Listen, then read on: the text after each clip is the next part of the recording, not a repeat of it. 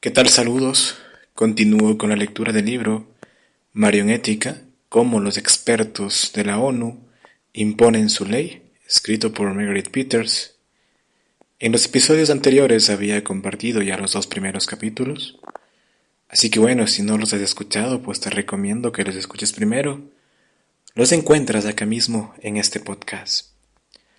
En este episodio voy a comenzar a compartir el tercer capítulo titulado Conceptos clave de la revolución sexual y feminista mundial.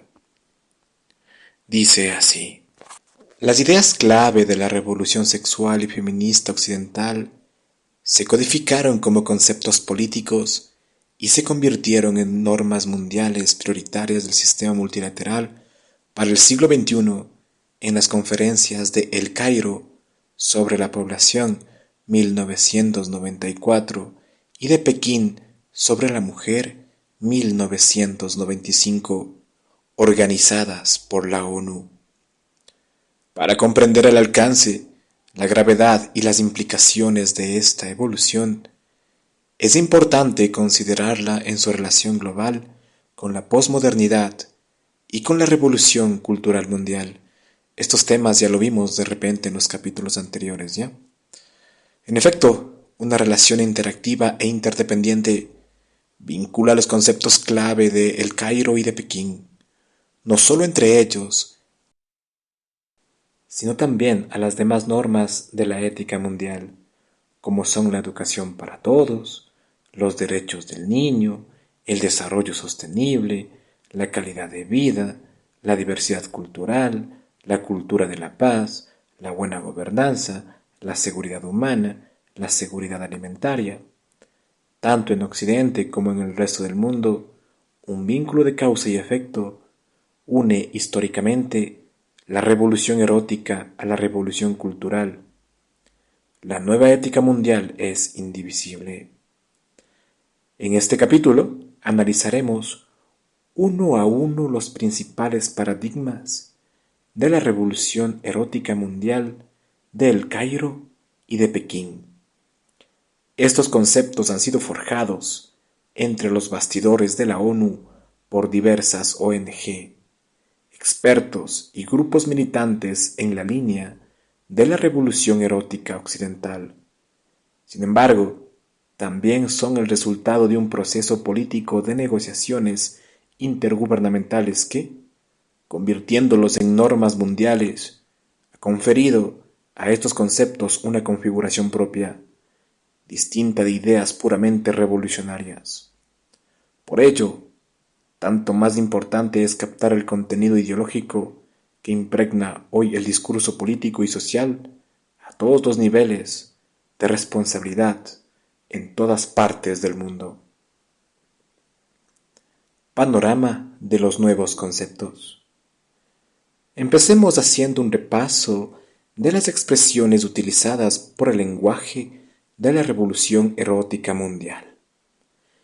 Si no queremos dejarnos manipular por este lenguaje, el primer paso es aprender a reconocerlo y ser conscientes de que no es claro y obvio.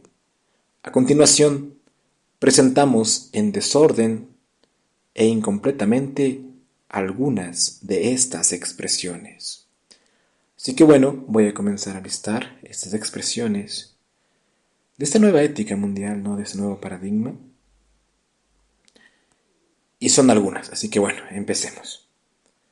Aborto sin riesgos, aborto con riesgos, maternidad sin riesgos, sexo sin riesgos, relaciones sexuales sin protección, embarazo no deseado o no planeado, consentimiento, estigmatización, autonomía sexual, culpabilidad, tabú, vergüenza, derecho a elegir, acceso universal, acceso legal, salud y derechos sexuales, salud y derechos reproductivos, derecho a la orientación sexual, derechos de los niños, derechos de la mujer, concienciación, sensibilización, autonomía o habilitación de la mujer, empoderamiento, no discriminación, capacitación, educación por los pares, familia en todas sus formas, opción informada, gama completa de contraceptivos, holismo, confidencialidad, consenso.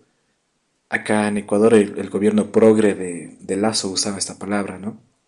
Diversidad sexual, inclusión, anticoncepción de emergencia, píldora del día después, clarificación, bienestar, calidad de vida, servicios de caridad, autoestima, preparación para la vida, información, educación, vigilancia, asistencia sanitaria de base, preservativo, necesidades no satisfechas, estereotipos, pareja, ciudadanos iguales, amor libre, derecho al placer, potencial, sentirse bien consigo mismo, celebrar las diferencias, integridad corporal, aceleración, agente de cambio, comportamiento, entorno propio, formación, apropiación, sociedad civil, transformación social, ganar, prevención, para todos, estilo de vida, programa, violencia de género, igualdad, equidad de género, normas de género, equilibrio entre géneros, discriminación sexual, disparidad entre los géneros, neutralidad de género, perspectiva de género, sensibilización a la perspectiva de género, fechas límite, realización, enfoques sensibles a valores culturales, mutilación genital femenina, buenas prácticas, mejores prácticas, servicios amigos de los niños, escuelas adaptadas a los niños, incorporar, poseer, educación por la paz, indicadores de desarrollo, anticoncepción, quirúrgica, voluntaria, seguridad de los suministros de salud reproductiva, múltiples interesados, multi-stakeholders. Este capítulo no pretende realizar un análisis exhaustivo de cada uno de estos términos, sino más bien proporcionar suficientes elementos de discernimiento para entender globalmente el alcance y las implicaciones de la nueva ideología. El concepto clave de derechos sexuales y reproductivos se estudiará en el capítulo 4 sobre los derechos. Los términos que forman parte de las técnicas de transformación social se analizarán en el capítulo 6. Bueno, la revolución sexual mundial, el revulsivo de El Cairo. El giro copérnico de las instituciones multilaterales y sus socios en la conferencia de El Cairo ilustra elocuentemente la influencia de la revolución erótica occidental sobre el proceso normativo mundial de los años 90. A menudo se emplean expresiones como revulsivo histórico para calificar esta conferencia. En El Cairo, las políticas internacionales sobre población cambiaron radicalmente.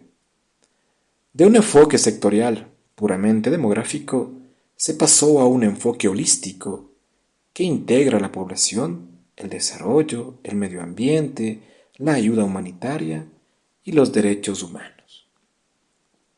De las instituciones se pasó a la gente, people en inglés, que también se puede traducir como personas o individuos. De la imposición desde arriba de las políticas estatales de control de fertilidad y del crecimiento demográfico, se pasó a la libertad de elegir del individuo. Del enfoque demográfico, cuantitativo, abiertamente antinatalista, control demográfico, se pasó al enfoque de derechos y en particular a los derechos reproductivos, enfoque supuestamente cualitativo. Así, la salud reproductiva, concepto clave del Cairo, se considera holística y centrada en las personas y en sus derechos. El nuevo concepto marca supuestamente una ruptura con respecto al enfoque sectorial, institucional y demográfico del pasado, un enfoque en que los agentes de transformación consideran ineficaz, caduco y sobre todo contrario al principio posmoderno de la libre elección. En el pasado, la gente contaba con el poder de las instituciones que supuestamente les representaban para resolver sus problemas y los problemas socioeconómicos del mundo. La modernidad confiaba en las instituciones. La posmodernidad, en cambio, estipula que el individuo debe liberarse, dice, de las normas institucionales para poder autodeterminarse. Asocia institución a imposición, y ambas se consideran ahora contraculturales. Por lo tanto, no es sorprendente que en El Cairo y en Pekín las feministas se rebelaran tanto contra aquellos que llamaban los fundamentalistas dirigidos por el Vaticano, como contra el Population Establishment, es decir, las instituciones neomalthusianas de control demográfico que, de diversas maneras, imponían a las mujeres la esterilización, el uso de contraceptivos o el aborto forzado. De repente, sobre este tema de la esterilización, puede buscar sobre lo que hicieron los gringos en Bolivia, ¿no? Iban así, supuestamente, choros buenos, engañando a la gente y al final resultó que el objetivo era esterilizar a las mujeres y a la población, también a los hombres. Así que esto no es nada nuevo, ¿no? Asimismo se hizo en Centroamérica, se ha hecho en el África, ¿no?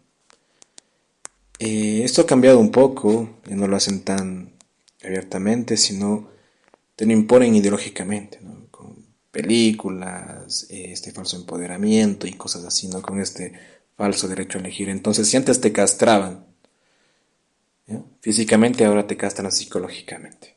Bueno, ahora bien, el abandonar los métodos de control demográfico empleados en el pasado no implica abandonar el objetivo demográfico global de los países desarrollados con respecto a los países en vías de desarrollo. La nueva ética convierte la estabilización de la población en un imperativo y en una responsabilidad tanto individual como colectiva para garantizar, dicen, la supervivencia del planeta y de la humanidad. Pero el cambio de estrategia es decisivo. Desde la Conferencia del Cairo se ha prohibido toda forma de coerción y se ha puesto el acento en la promoción de la salud sexual y reproductiva y de los derechos reproductivos de las personas. El Cairo puso la estabilización de la población en segundo plano y estableció que el mejor modo de alcanzar los objetivos democráticos era en el marco de los derechos humanos y a través de ellos. Como lo veremos en más detalle en el capítulo 6, la posmodernidad emplea técnicas nuevas, desde abajo, para alcanzar los objetivos, para alcanzar los mismos objetivos que la modernidad trataba de conseguir desde arriba. Se pasa de una forma de imposición a otra, de una imposición externa a la persona a una forma de imposición que transforma desde dentro los valores del individuo. Y es tanto más perversa cuanto que es menos visible, casi imperceptible. El enfoque del Cairo toma como punto de partida las necesidades no satisfechas, dice, de las parejas e individuos en materia de salud sexual y reproductiva, es decir, en lo que se refiere a contracepción y aborto, en buenas condiciones sanitarias. Si bien tras la revolución sexual occidental, esta necesidad de contracepción y de aborto ya no se cuestionaba culturalmente en Occidente, en los países en vías de desarrollo, ligados aún a tradiciones culturales y religiosas, no era tan evidente. En el nombre de las necesidades y de los derechos, el objetivo del Cairo era, pues, provocar la revolución sexual allí, donde aún no se hubiese producido, y hacer que la gente, mujeres, niños, jóvenes, minusválidos, grupos marginados, todos, fueran conscientes de sus supuestos derechos sexuales y reproductivos. Los ingenieros sociales esperaban que los países en vías de desarrollo adoptaran los comportamientos y estilos de vida de la revolución sexual occidental para estabilizar así eficazmente la población sin dar la impresión de una imposición desde el exterior. Poniéndose en el lugar de las mujeres en los países en vías de desarrollo, los entre comillas expertos que llevaban los mandos de la gobernanza mundial afirmaron en el Cairo que la mayoría de ellas aspiraba a la contracepción, pero que no tenía acceso a ella y que dicho acceso constituía un derecho humano fundamental. El deber de la comunidad internacional era, por lo tanto, ayudarles a conseguir este acceso, ayudarles a conseguir la esterilización de los países en vías de desarrollo. Mejor dicho, como los derechos y las necesidades de la gente han sido establecidos no por la propia gente, ¿no?, sino por las minorías radicales pervertidas que ocupan el poder. Es fácil desmitificar la idea de que el consenso del Cairo se centra en la gente, como pretenden hacerlo. En realidad, no se centra en la gente, sino en los intereses de estas minorías. Desde la Conferencia del Cairo, las políticas internacionales de desarrollo se enfrentan al reto de convencer a la gente, mediante campañas de sensibilización, información y educación, de que los expertos saben mejor que ellos cuáles son sus necesidades. La transformación de las mentalidades, de las culturas, de las tradiciones e incluso, como lo veremos en el capítulo 6, de las religiones, es el objetivo prioritario de los agentes de la revolución erótica mundial. Y bueno, para no extender más este episodio, voy a terminarlo acá. Y en el próximo, dentro de este mismo tercer capítulo, voy a compartir la salud reproductiva.